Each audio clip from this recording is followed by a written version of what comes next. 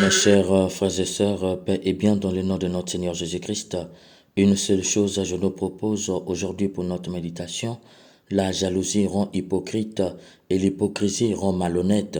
Après une apparition au chapitre 3, le verset 6, les pharisiens et les scribes avaient disparu dans le récit de Saint Marc. 3 chapitres d'absence, les voilà qui réapparaissent dans l'évangile d'aujourd'hui.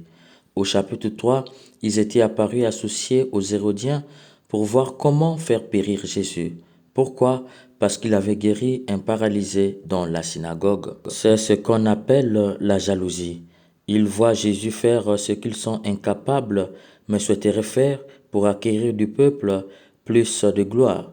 Mais étant incapables et voyant que la notoriété de Jésus montait crescendo, ils ont commencé à le jalouser et à vouloir le tuer, ce qui avait obligé Jésus de se retirer avec ses disciples. Après cet épisode, les pharisiens et les scribes avaient changé de tactique, détruire la réputation de Jésus en l'accusant d'être possédé et d'agir par Belzéboul. Marc 3, le verset 22. Voilà où nous conduit la jalousie humaine. Lorsque l'autre est tout ce que nous ne sommes pas et tout ce que nous voulons être, la jalousie maladive s'empare de nous. On cherche à le tuer et quand on n'y arrive pas, on cherche à salir sa réputation.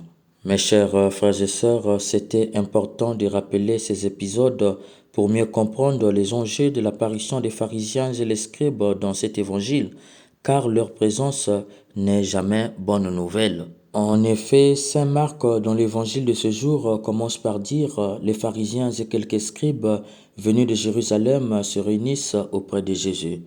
Dans cette phrase, un mot est important, réunissent.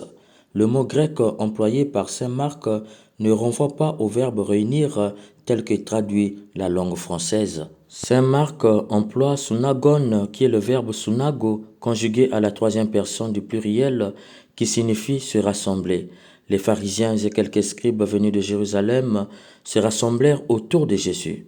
Le verbe est fort ici. Pourquoi?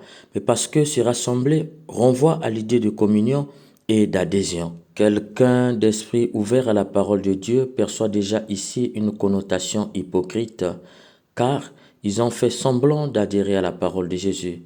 Ils font semblant d'être en communion avec lui. Ils viennent se mêler aux disciples en faisant semblant qu'ils ont reconnu en lui le Messie. Mais comme dit un proverbe, le tigre finit toujours par montrer sa tigritude. Eux aussi vont tout de suite se révéler comme pharisiens, docteurs de la loi, et non comme disciples de Jésus. Dès lors qu'ils vont voir quelque chose d'anormal pour eux, ils vont réagir. Pourquoi tes disciples ne suivent-ils pas la tradition des anciens? Ils prennent leur repas avec des mains impures. Pour comprendre leurs questions, il nous faut faire un détour dans l'épisode de la multiplication des pains. Jésus a multiplié les pains et les poissons qui ont nourri plus de 5000 hommes, sans compter les hommes et les enfants. Les pharisiens et les scribes ont entendu la nouvelle. Au lieu de rendre gloire à Dieu, hélas, eux se demandaient, et ceux qui ont mangé, avaient-ils lavé leurs mains? Dans le désert, où avaient-ils trouvé l'eau pour se laver les mains? Pour eux, le fait de manger le pain et le poisson multipliés sans se laver les mains était une raison qui confirmait que le miracle ne venait pas de Dieu. Ils ont rendu l'extraordinaire tout simplement ordinaire parce que la tradition n'était pas respectée. Ils sont venus là pour faire savoir cela à Jésus.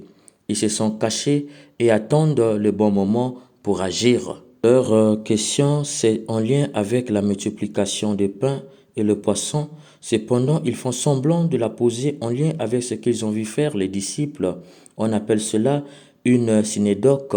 Les pharisiens et les scribes ont employé une synédoque dans leurs questions. On lui présente le particulier et s'il tombe, on lui présente le général et on le condamne. Si les disciples ont mangé sans se laver les mains et que selon la tradition c'est impur, alors ils vont présenter le miracle de la multiplication des pains et des poissons comme impur.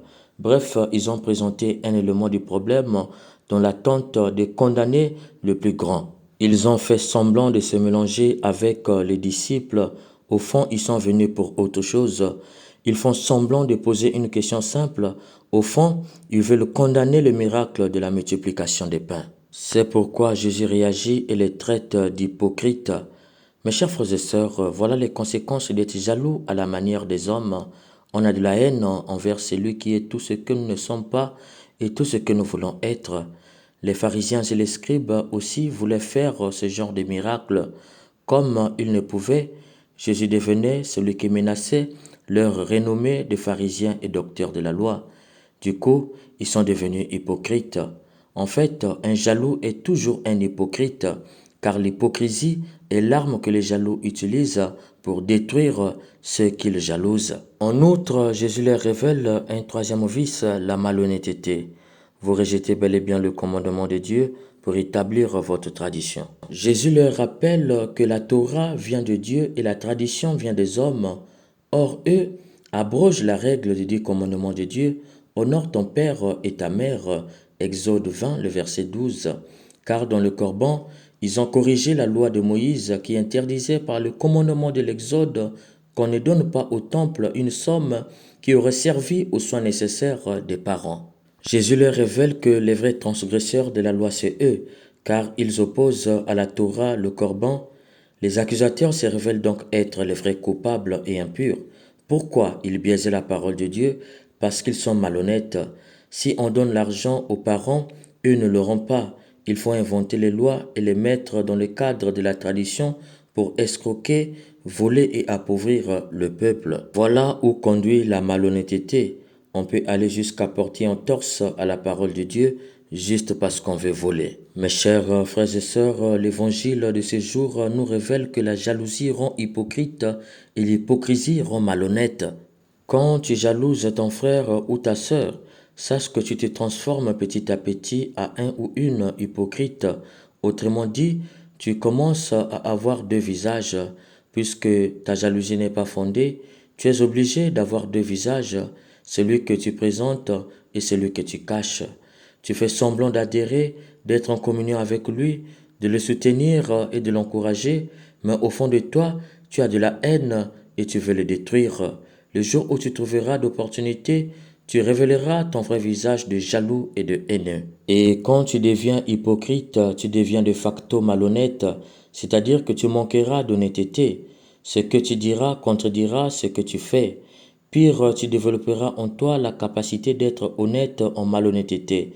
C'est-à-dire, tu es bourreau, mais tu arriveras à jouer la victime. Hélas, notre monde est parfumé de jaloux, hypocrites et malhonnêtes. Comment faire pour s'en sortir? L'attitude de Jésus. Il sait détecter leurs pièges et leurs manigances.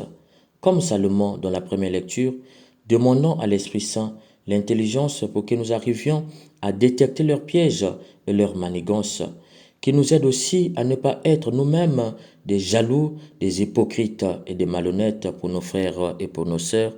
Amen. Béni de Dieu, en qui le Père se complaît. Tu es venu baptiser l'homme dans la mort, et le Jourdain baigna ton corps. Ô viens, Seigneur Jésus, justice du